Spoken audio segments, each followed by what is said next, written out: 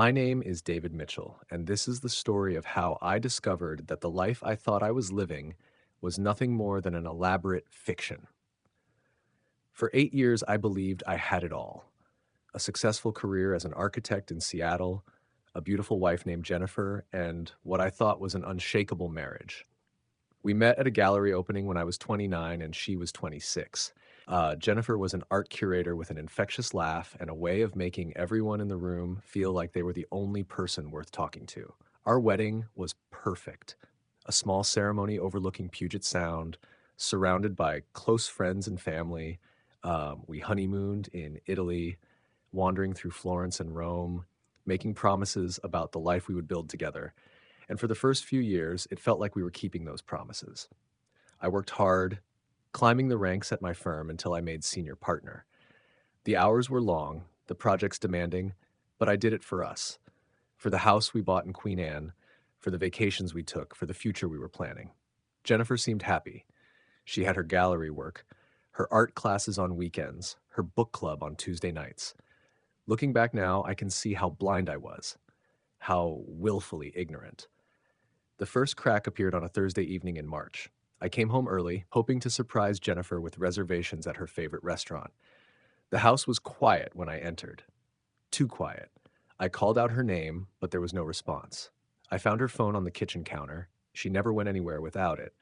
The screen lit up with a text notification from someone saved as Elena. The preview showed, "Can't wait to see you tonight." Same place? Something felt off. Elena was supposedly a friend from her book club, but Jennifer had never mentioned making plans with her for that evening. In fact, she had told me that morning she would be working late at the gallery. I shouldn't have done it, but I unlocked her phone. I knew her passcode. We had always been open with each other, or so I thought. The passcode was our wedding anniversary.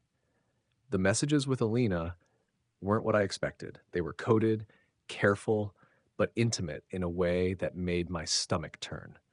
References to hotel rooms, to stolen moments, to the thrill of secrecy. But these messages didn't sound like they were to a woman named Elena.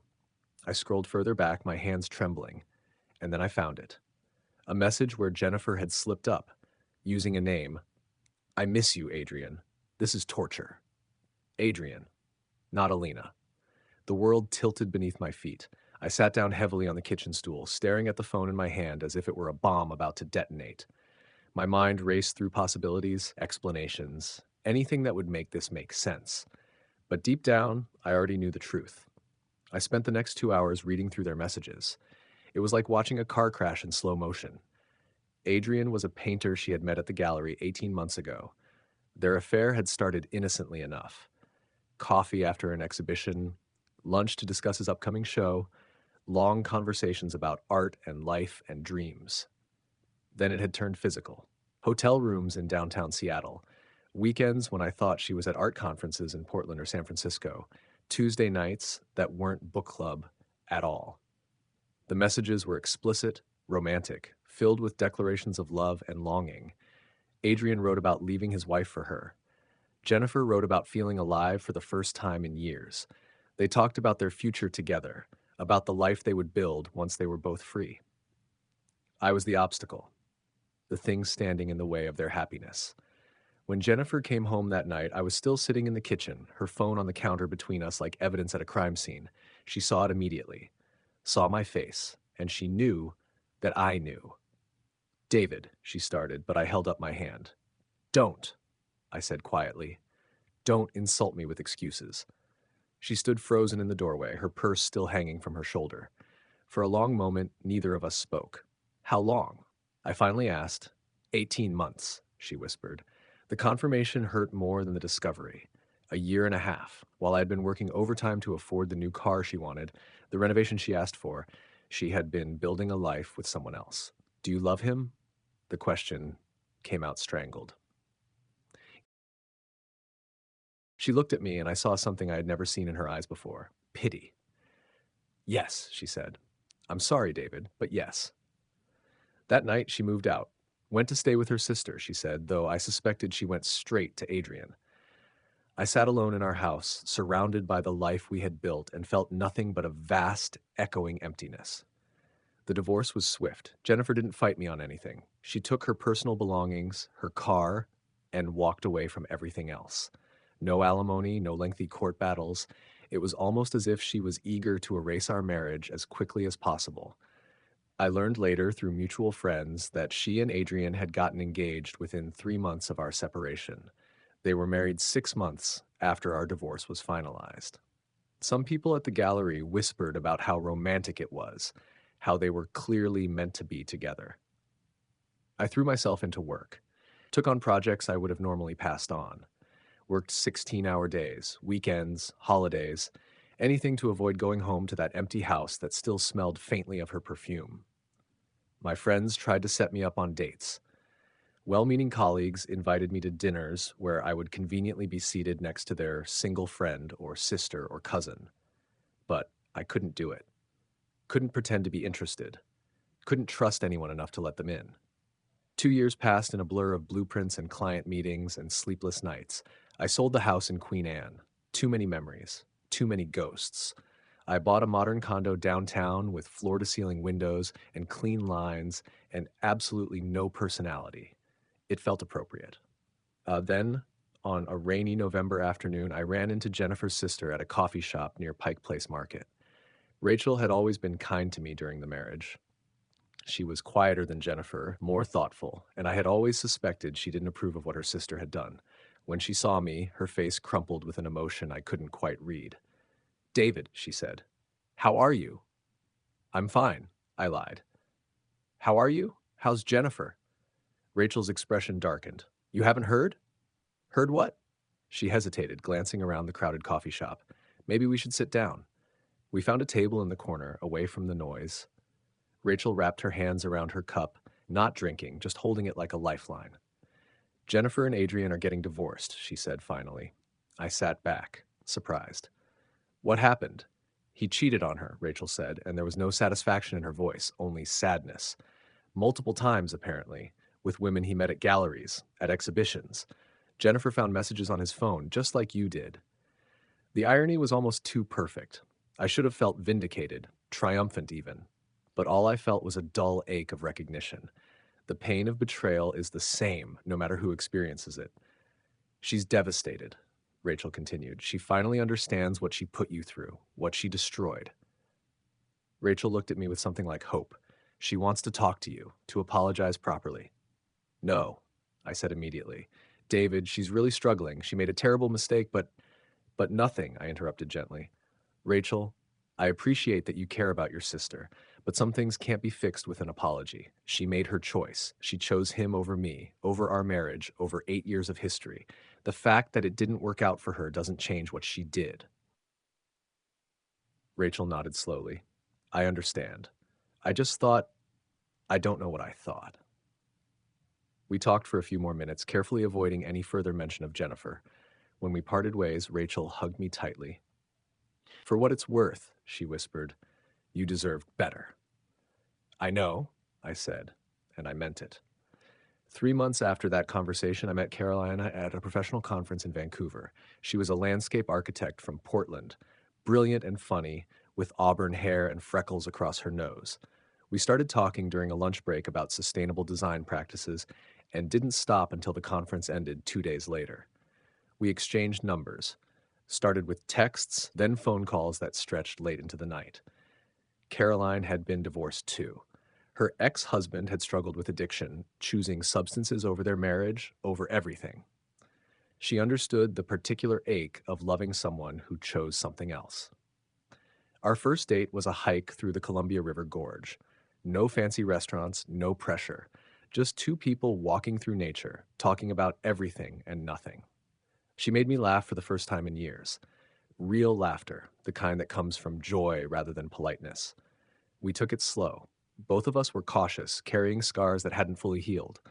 But gradually, carefully, we built something real, something honest.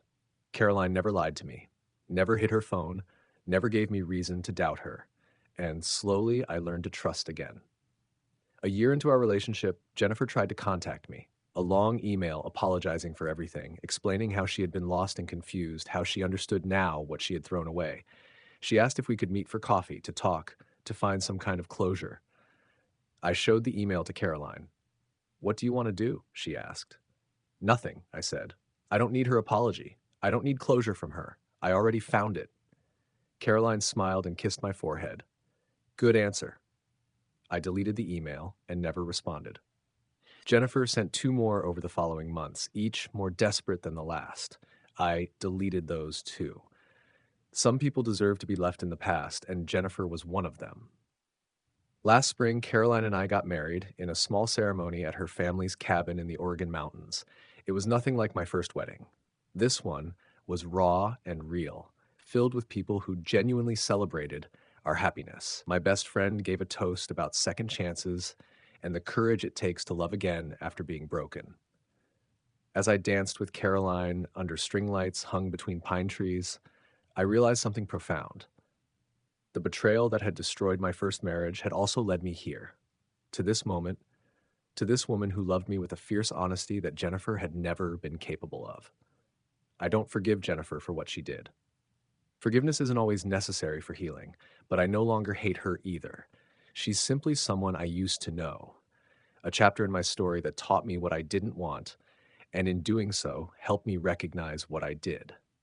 Sometimes the worst things that happen to us are actually doorways to the best things we never knew we needed.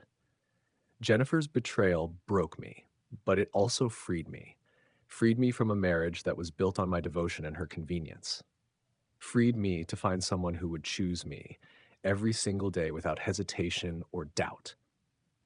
3 months ago, Caroline told me she was pregnant. We're having a daughter. Last week, we picked out paint colors for the nursery. Soft yellow, like sunshine, like hope. I think about my younger self sometimes. The man who worked himself to exhaustion trying to make Jennifer happy. The man who ignored the warning signs because he was afraid of what he might find. I wish I could tell him that the pain he's about to experience will be excruciating, but it won't be permanent. That on the other side of betrayal is a life more authentic than anything he's known. Jennifer reached out one last time, 6 months ago. Not through email this time, but through Rachel.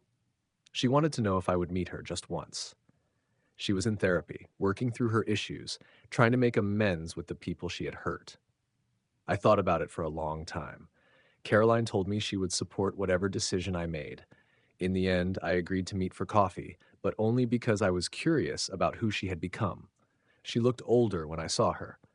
Not physically, but in her eyes. The lightness that had always been her defining characteristic was gone, replaced by something heavier. Regret, maybe, or just the weight of consequences. "Thank you for meeting me," she said. "I'm not here for reconciliation," I told her gently, "or even friendship. I'm here because you asked, and because I'm in a place where I can offer you one afternoon without it costing me anything." She nodded, tears already forming. "I destroyed the best thing I ever had. I know that now. Adrian and I, we were built on lies and excitement and fantasy. When reality set in, there was nothing underneath, nothing real. I'm sorry that happened to you," I said, and I meant it. Betrayal hurts, no matter which side you're on. She started, then stopped. "Do you ever think about what might have been? If I hadn't, if we had?" "No," I said honestly, "I don't. Because what might have been is based on a version of you that didn't exist. The real you chose Adrian. The real you lied to me for 18 months. I can't build a fantasy on top of that reality." She cried then, quietly, into her coffee cup. I didn't comfort her. That wasn't my role anymore. "I heard you're married again," she said finally. "I'm happy for you. Really." "Thank you," I said. "I hope you find happiness too. Real happiness, built on truth this time." We talked for another 20 minutes, carefully dancing around the painful parts, focusing on mutual friends and general life updates. When we said goodbye, there was a finality to it that felt right. Not angry, not bitter, just done. I drove home to Caroline, who was curled up on the couch reading a book about pregnancy. She looked up when I entered, a question in her eyes. "How was it?" she asked. "It was closure," I said, sitting beside her and pulling her into my arms. "The kind that confirms you're exactly where you're supposed to be." She kissed me, soft and sure. "Good, because I'm starving and your daughter is demanding tacos." I laughed and grabbed my keys. As we drove to our favorite Mexican restaurant, Caroline's hand in mine, I felt a profound sense of gratitude. not for the betrayal itself, but for everything that came after, for the strength I discovered in myself, for the ability to love again, more wisely this time, for the family we were building together. Jennifer taught me what love shouldn't look like. Caroline showed me what it could be. And in the end, that made all the difference.